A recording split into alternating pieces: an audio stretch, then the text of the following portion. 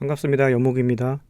오늘은 2024년을 준비하는 책 읽기에 대해서 이야기를 좀 해보려고 합니다. 핵심은 이겁니다. 독서는 수단이지 목표가 아니다. 독서는 수단이에요. 독서가 목표가 돼서는 안 됩니다. 뭐 100권 읽기 이런 거 안 돼요. 읽는 행위가 중요한 게 아니고 읽는 행위를 통해서 내가 나아지느냐 이게 중요합니다. 조금씩 책을 읽으면 콩나물 시루에 물을 주듯이 콩나물이 조금씩 자라잖아요. 그런 식으로 조금씩 성장을 하게 되는데 읽는 행위에 방점이 찍혀버리면요. 나 100권 읽었어, 300권 읽었어, 500권 읽었어 뭐 이런 식으로 자체가 메달이 되죠. 스스로 메달을 수여하죠. 근데 그게 별로 도움이 안 돼요. 왜냐면 책을 많이 읽는다고 해서 사람이 성숙해지느냐, 사람이 머리가 좋아지느냐, 더 좋은 수익을 내냐, 이런 거랑 별로 관계가 없죠. 당연히 지식이 쌓이기 때문에 머리가 좋아질 수 있어요. 두뇌가 뭐 더 발달을 할 수가 있을 것 같고, 성숙한 사람이 될 수도 있을 것 같고, 지혜를 통해서 수익을 더 많이 창출할 수 있는 그런 경지까지 갈 수 있는 사람들도 있을 것 같아요. 그런데 책을 안 읽는 사람도 이거 되거든요. 그러니까 요것이 책을 읽어서 생기는 게 아닌 거예요. 좀 더 나은 사람이 되는 것에 도와줄 수 있는 것이지, 책을 읽는다고 해서 꼭 이렇게 된다 라고 보장을 할 수가 없습니다. 올해는 몇 권을 읽겠어, 뭐 그런 식으로 도달을 한다. 그러니까 좀 진정성이 조금 헤쳐지는 문제가 아닌가, 그렇게 생각이 좀 들어요. 그래서 그 책을 읽기 전에 내가 2024년에 뭘 해야 할지 이걸 먼저 세우셔야 돼요. 뜻이 있어야 됩니다. 뜻이라는 거는 제가 이제 한 3가지로 구분을 해봤는데, 나에게 부족한 게 뭔가, 혹은 나가 더 잘해야 되는 게 뭔가, 이런 것들을 먼저 한번 생각을 해봐야 된다는 거죠. 베스트셀러 이거 괜찮아 보이는데? 라고 책 사가지고 읽었는데 전혀 모르겠고 너무 어렵고 책이, 그런 경우 많을 거예요. 자청이 소개한 책 중에 클루즈라고 있죠. 그 인지심리학에 관련된 내용인데 도대체 뭔 내용이야 라고 했던 분들이 굉장히 많았던 걸로 제가 기억을 합니다. 남이 읽으라고 해서 읽는 게 크게 도움이 안 돼요. 나한테 먼저 관점을 맞추셔야 됩니다. 내가 부족한 게 뭐지? 올해 뭐 더 키우고 싶은 실력이 있다. 그렇다면 그거에 대한 내용들의 책을 찾아보는 거, 그런 방식으로 시작을 해도 되겠죠. 그리고 내가 지금 하는 것 중에서 더 잘해야 되는 거, 이런 것들을 지금보다 더 깊은 내용이죠. 깊은 실력을 갖기 위해서 이런 것들을 해볼 수 있을 것 같아요. 일종의 전문서적들이 될 수 있을 것 같은데, 전문서적으로 들어가게 되면은 전문적인 영역이라서 되게 깊이가 있고 되게 난이도가 높고, 그런데 이런 것들을 통찰할 수 있는 그런 류의 책들도 당연히 있을 거예요. 그리고 새로운 안목을 기를 수 있는 그런 것들도 있을 거고, 새로운 신기술에 대한 내용들도 되게 많겠죠. 겉핥기식이 아니라 정말 실제로 여기는 구현하는 방식에 대한 이야기들이기 때문에 더 잘해야 되는 게 뭔지, 그런 것들을 고민할 때가 됐다라는 거죠. 2024년에 책을 읽기 전에 먼저 이런 것들을 한번 생각해 볼 필요가 있다라는 거죠. 그 다음으로 볼만한 게 어떤 방향으로 살아가고 싶은가, 이런 거 되게 중요합니다. 왜냐하면 20대 30대에서는요 요걸 알 수가 없어요. 삶의 방향을 알 수가 없어요. 그러니까 배를 타고 정처 없이 떠돌아 다니게 되는 거죠. 이거는 유랑을 하는 것은 굉장히 저는 건강한 일이라고 봅니다. 배를 타고 이렇게 왔다 갔다 어디로 갈지 모르고 이리저리 휘둘릴 수도 있고, 뭐 어디 일에 휘말릴 수도 있고, 의도적으로 선택해서 무언가를 더 하고 싶다, 뭐 그런 식으로 방향을 가고 싶어 하는데, 이런 식이 되겠죠. 갈대자로 여기 하나 받고 여기 갔다 받고 여기서 갔다 받고 막 그런 식으로 막 좌충우돌하면서 삶에 대한 이제 생각이 조금씩 생기게 되거든요. 아무리 생각을 해도 저는 20대 때 이런 것들을 정립을 할 수 있을까? 20대 때 30대 때 어떤 방향으로 살 건지는 결정이 사실 하기가 쉽지는 않은 것 같아요. 당연히 많은 걸 이렇게 좌충우돌하면서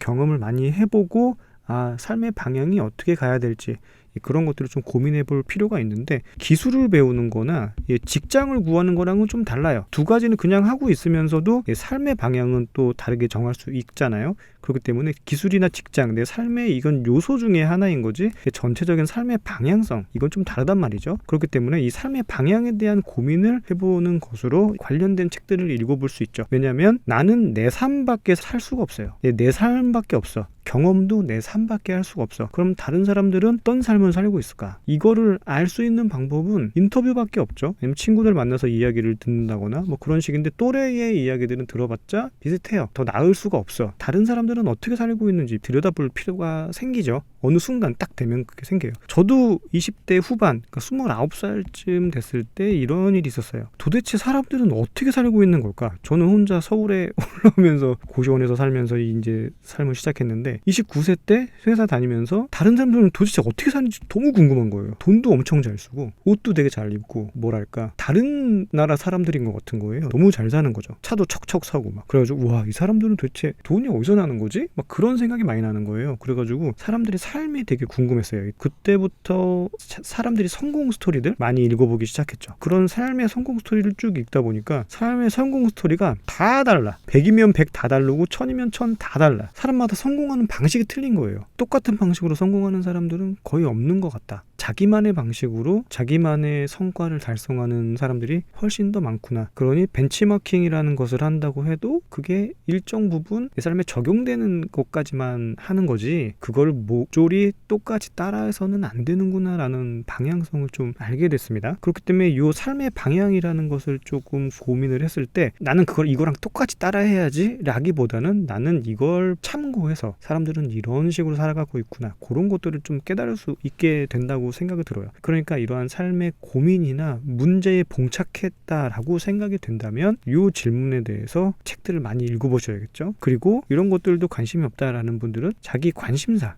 나는 어떤 것에 관심이 있지? 대중문화 같은 거, 뭐 영화 같은 거 좋아하시는 분들 많으니까 평론, 영화 평론하는 법, 뭐 이런 것들도 좋을 것 같아요. 인공지능 요즘에 엄청 뜨고 있으니까 인공지능에 대한 이야기들, 뻔한 이야기 말고 색다른 이야기들을 들어볼 수 있는 자료들을 많이 찾아보는 게 좋겠다라고 생각이 좀 들어요. 그래서 이렇게 먼저 뜻이 갖춰진 상태에서 여기에서 내가 필요한 책이 뭐지? 이를 고르는 겁니다. 근데 중요한 건 뭐냐면 왜 유튜브는 안 되나? 유튜브 말고 왜 책이어야 되는가? 뒤에서 좀 설명을 드릴 텐데 유튜브에는 해박하고 디테일한 내용들이 실리기가 힘들어요. 왜냐하면 조회수가 떨어지거든요. 그래서 더 디테일하고 해박한 지식이 실려있는 유일한 콘텐츠는 저는 책이라고 생각을 해요. 더 전문적으로 학술적으로 가면 논문이 되겠죠. 저는 뭐 논문을 읽을 정도의 그런 건 아니라서 그냥 논문처럼 좋은 외국 서적들 있잖아요. 그런 책들을 좀 위주로 좀 읽었던 것 같아요. 그래서 유튜브도 많이 참고를 하시되 유튜브 보다 보면 결국에 책으로 다시 가게 됩니다. 원래 그 내용을 다 읽으셔야 돼요. 그 맥락을 잘 이해를 해야 되고 그 맥락의 행간의 의미를 잘 파악을 해야 되고 그 의미를 파악했을 때 비로소 이 사람이 주장하는 게 뭔지를 되게 구체적으로 이해할 수 있어요. 대충 보고 논리적으로 이건 이거니까 이렇게 되겠지? 그렇게 이해를 한다기보다 이면에 들어있는 내용까지 파악하려고 이 사람의 진짜 숨은 의도가 뭔지, 이 사람이 왜 이걸 중요하다고 얘기를 하고 있는지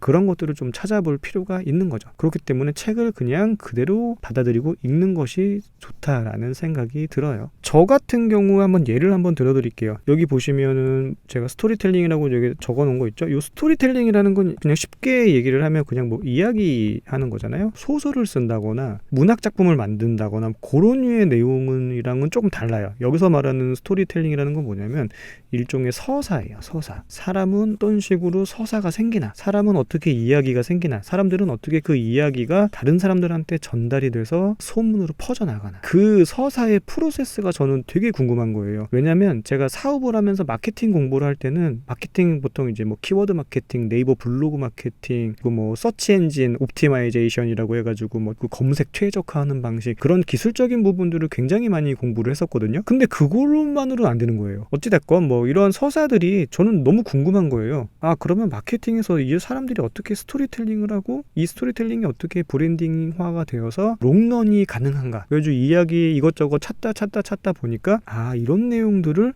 스토리텔링으로 푸는구나 라는 거를 알았어요. 한 몇 년 됐어요. 브랜드 수업을 들으면서 조금 개념을 잡기 시작을 했는데 그 후로부터 책을 읽기 시작한 거예요. 관련된 책들이 처음에는 뭐 이렇게 스토리텔링이라는 비밀 아무거나 그냥 찾아가지고 읽은 거예요. 이 책은 뭐 아리스토텔레스에 대한 이야기부터 시작을 해요. 그래가지고 뭐 기승전결에 대한 그 서사에 대한 이야기들, 기본적인 그 스토리의 맥락에 대한 이야기들을 소개해주는 그런 거였는데 정말로 이건 그냥 학교 수업 때 쓰는 뭐 보조교재 같은 느낌이 좀 들었고요. 그렇다고 해서 뭐 재미없거나 그렇진 않아요. 저도 나름대로 여러 번 읽어봐서 재밌게 읽었었습니다. 그리고 나서는 좀 더 현실적인 내용의 스토리텔링이 궁금했었어요. 끌리는 이야기는 어떻게 쓰는가? 이 책을 보고 저는 굉장히 깜짝 놀랐습니다. 시나리오 작가들이 읽는 책이거든요. 아마존에서 되게 유명했던 책이라고 하는데 이 책을 보면서 아, 이야기의 맥락이 이런 식으로 만들어지는구나. 어떻게 구체적으로 쓰는지에 대한 내용들을 조금 알게 됐어요. 그러다가 이제 관련해가지고 본격적으로 내용을 찾아보기 시작을 했죠. 무기가 되는 스토리라는 책이 있어요. 이것도 굉장히 유명한데 최근에 이제 도널드 밀러라는 요 작가님이 무기가 되는 시스템이라는 책을 내셨죠. 그래가지고 이 두 가지가 거의 뭐 하나라고 보셔도 됩니다. 이 두 가지 확장판, 실행판이라고 보시면 돼요. 그리고 이제 킨드라울의 스토리의 과학에서 정점을 찍죠.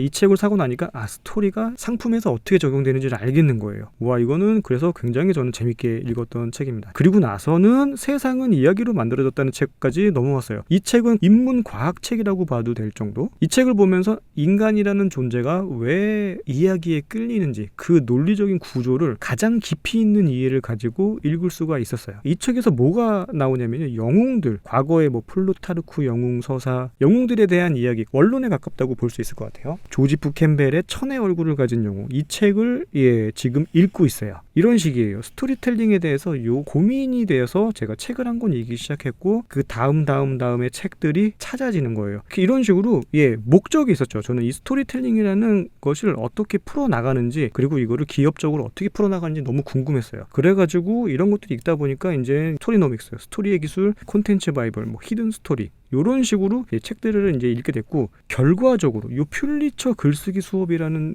책을 읽고 저는 너무 감동에 빠져버렸습니다. 제가 하고자 하는 이 스토리텔링의 답을 찾았다고 생각을 했어요. 요 정도 읽으니까 책이 더 많아요. 이거보다 한 10몇 권 읽고 나니까 스토리텔링이라는 거를 하려면은 이렇게 써야 되는구나, 이런 식으로 서사를 해야 되는구나, 이런 식으로 사람들에게 알려야 되는구나 라는 걸 이 책을 통해서 알게 되었죠. 이런 식으로 우리가 책이 목적이 아니고 그 전에 먼저 하고 싶은 게 있어야 돼요. 뜻이 있어야 돼. 뜻이 있으면 난 이런 것들이 너무 궁금한데 찾아볼까? 탐구정신인 거죠. 요거 있어야 됩니다. 이게 없으면은 이런 식으로 이야기가 확장되거나 독서가 더 발전하지가 않아요. 이거를 하면서 이제 제가 원래 했던 마케팅 쪽의 책의 내용들, 후크 포인트, 100만 클릭을 부르는 글쓰기, 선택 설계 마케팅, 보는 순간 사게 되는 1초 문구, 요건 추천합니다. 선택 설계 마케팅 요건 추천드리고, 그리고 여기에서 요 기본적인 스토리텔링을 실제로 실행을 해야 되잖아요. 그 후로도 글쓰기에 관련된 책들을 굉장히 많이 모았습니다. 제가 한 30-40권 정도 있어요, 글쓰기 관련 책이. 그런데 그 중에서 이제 글 쓰며 사는 삶, 뼛속까지 내려가 써라, 요 두 가지 책은 나탈리 골드버그라는 분이 쓰신 책인데, 이거는 프리라이팅으로 이제 글 쓰시는 분이고 에세이 쓰시는 분이에요. 혹은 뭐 기자의 글쓰기, 혹은 유유출판사에서 이런 책들이 굉장히 많이 나옵니다. 10문장 쓰는 법, 에세이 만드는 법, 유시민의 공감 비법 나오는데, 요것도 에세이 만드는 법도 저는 굉장히 재미있게 읽었어요. 그러다 보니까 제가 이 책들을 쭉 읽으면서 공부를 계속 하고 있게 됐다는 사실을 알게 되면서 공부법에 관련된 책들도 봤어요. 울트라 러닝도 보고 공부에 관한 책들도 보고, 이런 식으로 스토리텔링이라는 한 가지 주제를 가지고 시작을 했던 내용이 글쓰기로 확장되고 공부법으로 확장되죠. 그래서 결국에는 사실은 저는 이게 목표가 뭐였냐면은 이쪽에 있었어요. 브랜드를 어떻게 스토리텔링 할 것인가. 저는 이 고민이 굉장히 컸어요. 사람들이 어떤 식으로 스토리텔링을 하게 되고 탄탄한 구조로 롱런하면 사업을 만들어낼 수 있는가. 이게 되게 중요한 과제였어요. 저한테는. 남들은 하나도 중요한 게 아닌데 저한테는 되게 중요했었습니다. 그러다 보니까 이 브랜드를 어떻게 스토리텔링 할지 그 고민을 하다가, 그러면은 이야기 만드는 법을 좀 필요하구나 라는 걸 알게 됐고, 스토리텔링에 대한 이야기들을 이제 찾게 됐고, 글쓰기나 마케팅, 공부법, 그런 식으로 점점 확장을 하게 되는 거죠. 이런 식이었기 때문에 유명한 책들 한 권씩 읽는 방식이 아니었어요. 먼저 이 뜻을 하나 세웠죠. 그리고 나서부터 탐구하듯이 하나씩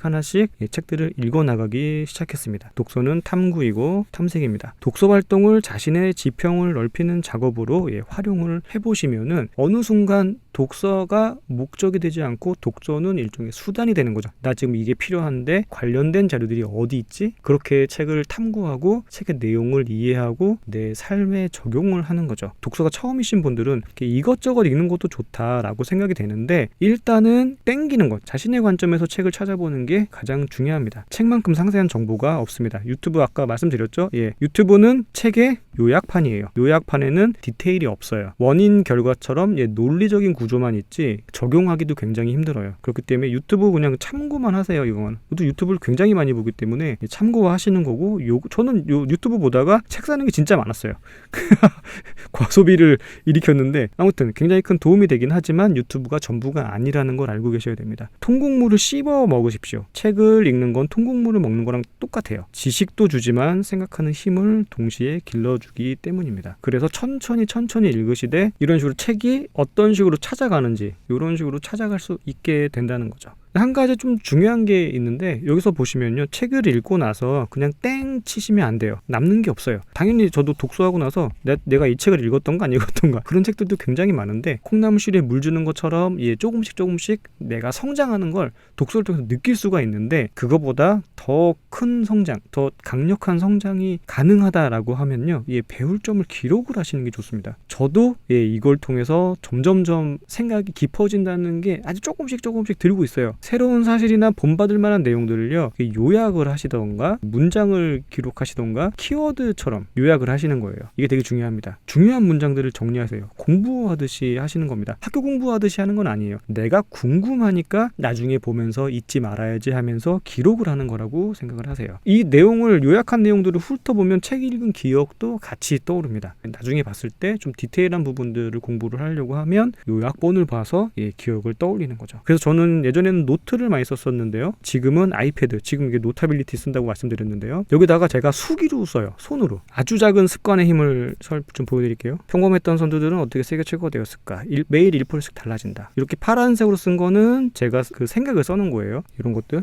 책의 내용들을 쭉 이제 기록을 해놓은 거죠. 중요한 내용들만 기록을 해놓고 이런 것들을 가지고 이제 이것만 보는 거죠. 나중에는. 이런 식으로 기록을 해두면요. 그것만 계속 읽어도 기록이 굉장히 유용하게 사용이 됩니다. 문장 다듬는 거 그런 거에 신경 쓰지 마시고 계속 그냥 적으시면 됩니다. 그렇다고 해가지고 너무 꽉 차게 적으실 필요 없어요. 요약하는 법을 아셔야 돼요. 그래서 주장하는 바가 뭐야? 그리고 예시 있죠? 이거 두 개를 구분해서 읽으셔야 됩니다. 여기는 주장하는 것, 이거를 주장을 뒷받침하는 예시들. 예시를 적을 필요는 없으니까요. 주장하는 것을 충분히 디테일하게 잘 적으시면 되고요. 그리고 여기까지 해서 끝나면 안 됩니다. 언제나 실행 계획을 세우셔야 돼요. 이거 내 삶에 어떻게 적용하지? 적용을 꼭 하셔야 돼요. 적용이 없으면요. 이게 내게 되질 않습니다. 그래서 이거를 실행하다 보면요. 새로운 경험들을 하게 되는데 이 경험을 통해서 궁금증이 터져 나가요. 생각했던 거랑 다른데? 책 내용이랑 다른데? 이거 이런 식으로 하면 안 되겠는데? 개인적인 경험이 추가로 들어오게 되겠죠. 그러니까 이런 궁금증들을 그러면 해소해야 되잖아요. 어떻게? 책으로 해소할 수 있게 되는 거예요. 책을 계속 탐구하면서 읽게 되기 때문에 공부를 지속하게 됩니다. 그래서 실행 계획을 만드는 것까지가 이게 독서의 끝이라고 보시면 돼요. 독서를 요약하고 독서록 쓰고 독후감 쓰시잖아요. 이런 거 좋아요. 독서록을 쓰고 독후감을 쓰는 거 좋은데 그냥 좋았다 정도에서 끝나시면 안 됩니다. 삶에 어떤 식으로 적용할 걸지를 지속적으로 적용할 수 없는 내용들도 좀 있긴 있어요. 관념적이거나 추상적인 것들은 적용할 수 없겠지만 내 생각이나 마인드가 바뀌면 또 삶에 대한 태도도 조금씩 바뀌어 나가거든요. 이런 식으로 계속 적용하고 상기하고 기억할 수 있게 준비하고 이렇게 공부하는 것이 저는 좋은 것 같아요. 자신의 생각을 적는 게 굉장히 중요하고요. 생각이 바뀌었을 테니까 책을 통해서 생각이 책을 통하고 나면 바뀝니다. 요걸 쓰시는 거예요. 예전엔 이렇게 생각했는데 이렇게 바뀌는구나. 나의 생각에 바뀐 흐름에 대한 이야기들을 적으시고 어떤 부분이 좋았는지 적으시고 이런 식으로 하시는 거죠. 저는 보통 요약을 많이 해놓고 나중에 보려고 그냥 요약을 해놓고 책을 그냥 덮거든요. 이걸 가지고 삶에 적용을 하는 거라면은 보통 3번에서 5번 더 읽어요. 이런 식으로 계속 보면서 필요할 때 이제 꺼내 쓰는 거예요. 손에 닿을 만한 위치에 책을 그냥 엎어놓고 그리고 그냥 필요할 때 하나씩 꺼내서 열어보고 하는 편이에요. 그래서 주변에 책이 좀 널브러져 있는 편이고 정리를 잘 안 하는 그런 편입니다. 요약을 하는 거 그리고 이것이 내 생각을 어떻게 바꿨는지 기록을 하는 거 이런 것들이 좀 중요하다고 봅니다. 자, 그러니까 결과적으로 남들 따라서 읽어서 될 일이 아닌 거예요. 당연히 이렇게 베스트셀러 좋아요. 베스트셀러 좋고 이런 것들을 읽는 건 재미있잖아요. 재미있으니까 이런 거 읽는 건 전혀 문제가 되지 않죠. 유명한 책들 이것도 읽고 싶고 저것도 읽고 싶고 점점 이제 독서에 대한 욕심이 생기면 많이 읽게 되겠지만 왜 베스트셀러는 베스트셀러인지 그때 좀 느껴지더라고요. 재미도 재밌는데 유익해. 삶에 유익한 것들이 너무 많았었어요. 그러니까 제가 읽고 싶은 이런 책들을 쭉 읽다가 다른 책들도 많이 읽게 되는 거예요. 이것저것. 저는 이렇게 산문도 되게 좋아해서 다른 에세이들도 되게 많이 보는데 그럴 때 이런 재밌으니까 그냥 읽게 되는 그런 구조가 되는 거죠. 그러니까 누구한테 책을 이렇게 추천을 받는다거나 그런 게 아니고 내 스스로가 책을 고르는 거죠. 난 책을 모르니까 좀 찾아봐야 되겠는데 라고 하면 그때부터 탐색하세요. 스스로 찾을 줄 알아야 돼요. 많이 골라본 사람이어야 이게 책의 내 제목만 봐도 내용이 어떨지 판가름이 나요. 이거 좀 허접해 보이는데 내용 뻔하네. 제목이 곧 내용인 책들이 진짜 많아요. 원론에 대한 이야기들을 하는 그런 책들이 꽤 많기 때문에 이런 책들을 위주로 저는 사모으는 편인 거고, 이거는 이제 손 가까이에 두고 뭐 필요할 때마다 펼쳐서 읽고 그런 식으로 이제 읽는 거죠. 그러므로 책 읽기는 목표가 될 수 없습니다. 목표는 더 앞에 있고, 그리고 또 방향성으로 봤을 때 더 멀리에 있습니다. 더 미래에 있어. 그렇기 때문에 책은 거기까지 도달하기 위한 수단인 겁니다. 그리고 이렇게 스스로 탐색을 했을 때 책을 보는 안목도 생기니까요. 탐색하는 시간을 좀 많이 가져보시면 좋을 것 같아요. 한 번 읽고 땡 아닙니다. 절대 그렇게 하지 마시고 처음에는 대충 읽으세요. 줄치면서 중요하다고 생각되는 부분을 쭉 읽으시고, 그렇게 하면 몇 시간 안 걸리거든요. 책 한 권 읽는데. 그 다음에 그 주친 내용들 앞뒤 맥락을 살펴보면서 생각들을 추가하시고, 그리고 요약 정리를 하시는 식으로 공부를 하시는 거죠. 그러다 보면 비슷한 류에 그럼 이건 무슨 내용이지? 저거는 어떻게 되는 거지? 궁금증이 생기면 그때 또 다른 책들이 해답이 되는 경우가 굉장히 많습니다. 그래서 반복을 해서 읽으시는 겁니다. 일정한 시간을 딱 놓고 오늘 1시간 읽어야지, 그런 식으로 목적을 달성하기 위한 시간을 배분하지 않고요. 그냥 일상이 돼요. 전철 안에서도 읽을 수 있고, 흔들리는 버스 안에서도 읽기도 하고, 아무 데서나 펼쳐가지고 읽게 돼요. 왜냐하면 그게 그냥 일상인 거죠. 우리가 유튜브 일상이잖아요. 아무 때나 보잖아요. 그런 거가 일상이듯이 책도 그냥 일상인 거예요. 나의 먼 미래에 무언가를 달성하는 일종의 과정으로 생각을 하시는 거죠. 그래서 뭐가 됐든 간에 결과적으로 책을 읽은 다음에는 실행 계획을 한번 세워보세요. 1년에 책을 많이 읽지 않아도 돼요. 몇 권만 깊이, 그리고 그걸 실행하시는 거죠. 이러면은 삶이 바뀌기 시작합니다.